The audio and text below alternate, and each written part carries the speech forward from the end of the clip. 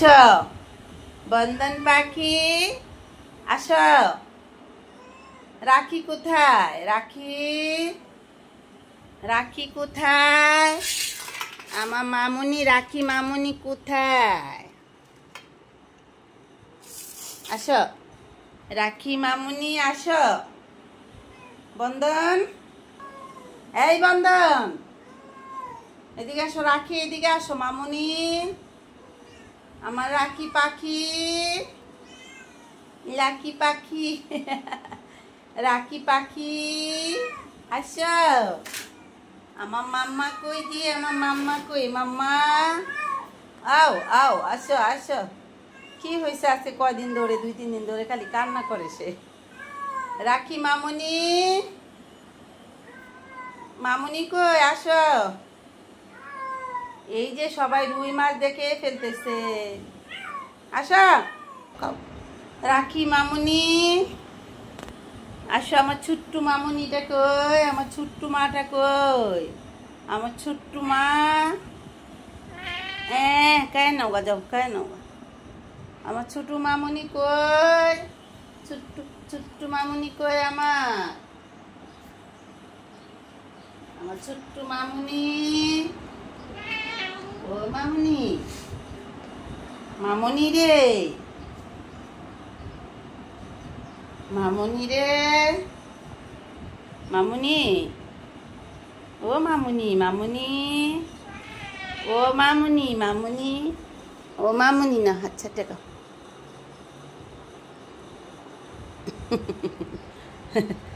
ও মামুনি, আসো। মামুনি, মামুনি, রুই মাছের ঝুল ভরা, ওটা 4টা খাইতেছে। ময়না পাখি টুনটুনি, আমার টুনটুনি, সবাই ভাত খেয়ে নাও বাবা, ঝগড়া করে না, ঝগড়া করে না। আমার ময়না পাখিরা কই? আমার পাখিরা কই? একটা জিনিস আল্লাহ তাআলার কাছে দোয়া করি, পৃথিবীর সমস্ত মানুষের উপর আল্লাহ রহমত নাজিল করুক। মানুষের মন ভাবনাগুলো, মানুষের চিন্তাধারাগুলোকে আল্লাহ চেঞ্জ করুক, আর প্রত্যেকটা মানুষ যেন ভালো থাকে, সে দোয়া করি। আর আমাদের দেশের অবস্থা ভালো না, আমাদের বাংলাদেশের উপর আল্লাহ রহমত নাজিল করো, সেটাই হচ্ছে সবচেয়ে বড় কথা। মানুষের প্রতি মানুষের ভালোবাসা সৃষ্টি করো আল্লাহ। মানুষের মনে, মানুষের জন্য দরদ, সব কিছুর জন্য দরদ দিয়ে দাও।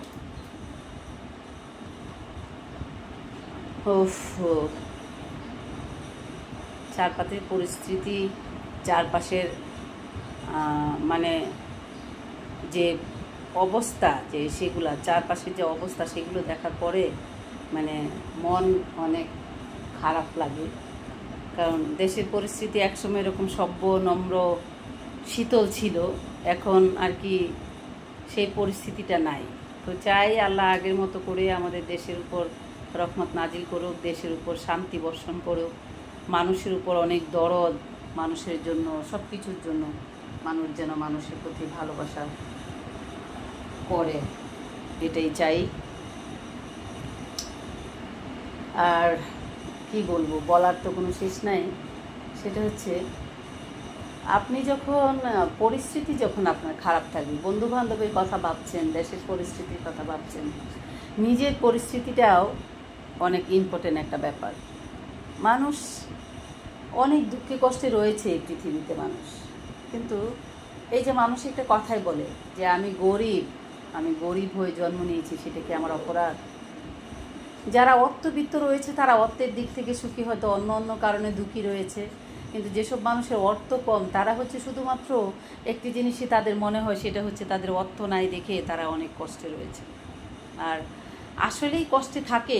একটা জিনিস দেখবেন, যখন আপনি রাস্তায় একটা পণ্য কিনতে যাবেন, সেখানে যদি আপনি অল্প জিনিস কিনেন, সেখান থেকে ঠকে আসতে হবে আপনার।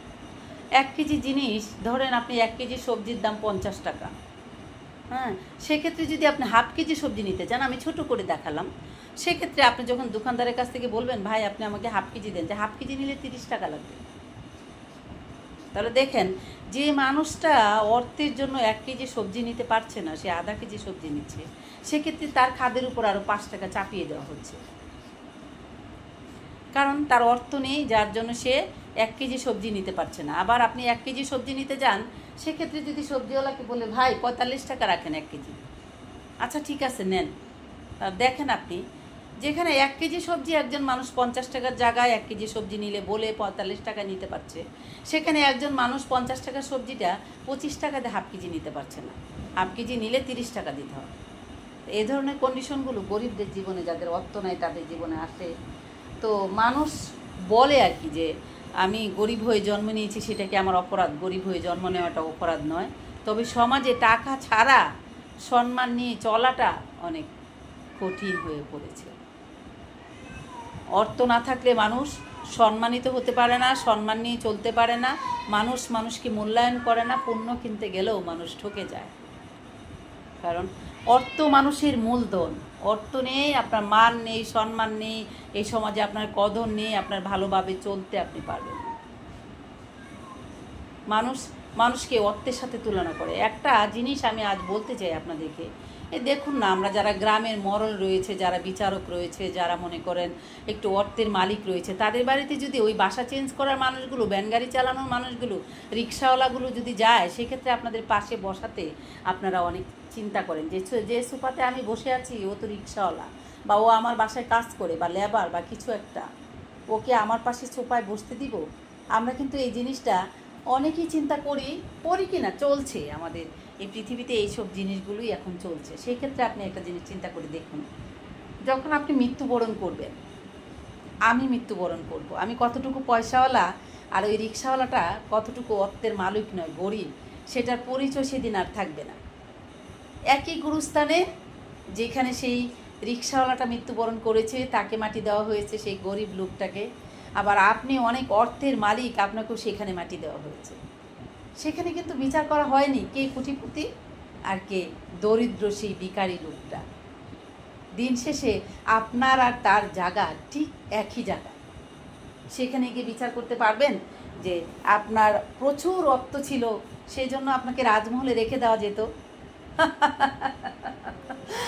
আমরা যারা ভাবি, যারা অর্থের সাথে তুলনা করি, মানুষের সাথে ডিফারেন্স তৈরি করি, গরিব এবং দরিদ্রতা, আর হচ্ছে কোটিপতি এবং প্রচুর অর্থের মালিক, যারা আমরা এই ডিফারেন্সগুলো তৈরি করি, বা সমাজে আমরা কিছু সার্কেল তৈরি করি, সেটা হচ্ছে যারা পয়সাওয়ালাদের সাথে চলতে হবে, কথা বলতে হবে, যারা গরিব তারা কখনো পয়সাওয়ালাদের সাথে চলতে পারবে না, যাদের টাকা নেই। কিন্তু একটি সময় এসে আপনার আমার প্রত্যেকের জায়গা কিন্তু একই জায়গায়। সেখানে কিন্তু লেখা নেই যে এই লোকটা দরিদ্র ছিল, আপনি কোটিপতি ছিলেন। দিন শেষে কিন্তু সেই লেবার লোকটা, দরিদ্র লোকটা যে জায়গায় শুয়েছে, আপনার আমার সেখানেই শুইতে হবে। তাহলে কিসের এত অহংকার, কিসের এত দম্ভ, কিসের পয়সাওয়ালা আর ধনীর মধ্যে ডিফারেন্স তৈরি করা?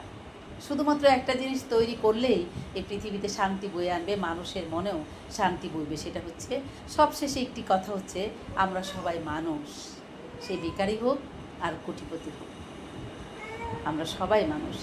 মানুষকে আসলে মানুষের চোখে দেখা উচিত, আর তাকে ভালোবাসা উচিত। একটা ভিখারি যখন আপনার দরজায় এসে ভিক্ষা নেওয়ার জন্য নক করে, তখন আমরা বলি, এই কে এত জোরে নক করছেন? এই কথাটা আমরা বলি, কিন্তু এটা আমরা বুঝতে পারি না সেই মানুষটা এক মুঠো চালের জন্য, তার পেটের দায়ে, ক্ষুধার দায়ে কতটা মান সম্মান জলাঞ্জলি দিয়ে আপনার দরজায় এক মুঠো চালের জন্য, এক মুঠো ভিক্ষার জন্য আপনার কাছে এসে দাঁড়িয়েছে। আপনি কি পারবেন চাইলেই কারো দরজায় গিয়ে এক মুঠো চালের জন্য নক করতে? পারবেন না, কারণ আপনার দ্বারাতে সেই কাজটা সম্ভব না। যে মানুষটা এসে আপনার দরজায় নক করেছে, সে পৃথিবীর সবচেয়ে বেশি অসহায়। কারণ পয়সাওয়ালা মানুষ, কোটিপতি মানুষ, বাড়িওয়ালা মানুষ, তাদের মুখের দিকে তাকিয়ে সকালের দিকে উঠে একটা ব্যাগ ঝুলনার মতো করে বেরিয়ে যায়। সবার দরজায় গেলে 10 জনে 10 মুঠো চাল দিলে সেটা রান্না করে সে একবারে আহার জোগাতে পারবে। সেটা মনে করেই সে আপনার আর আমার দরজায় এসে দাঁড়িয়ে যায়। তার কাছে মান, কুলমান, সম্মান কিছু নেই। তার ক্ষুধার কাছে সব কিছু হেরে গেছে, তার অসহায়তার কাছে সব কিছু হেরে গেছে। তো সেই দরিদ্র মানুষদের প্রতি যারা ভালোবাসা দেখাবে, যারা মানুষকে ভালোবাসবে, যারা ছোট বড় ভেদাভেদ তৈরি করবে না, তারাই হচ্ছে প্রকৃত মানুষ, তারাই হচ্ছে সত্যিকারের মানুষ। যারা সেই দরিদ্র মানুষগুলোর প্রতি মহানতা দেখাবে, ভালোবাসা দেখাবে। ভাই, মানুষের সঙ্গে একটু হেসে কথা বলতে তো টাকা লাগে না, মানুষকে মন থেকে একটু ভালো জানতেও টাকা লাগে না, মানুষকে ভালোবাসতেও একটু টাকা লাগে না, শুধু লাগে সুন্দর একটা মন মানসিকতা। আপনার সুন্দর মন মানসিকতায় আখেরাতের দিনে আপনাকে ফুলের বাগানের দিকে টেনে নিয়ে যাবে।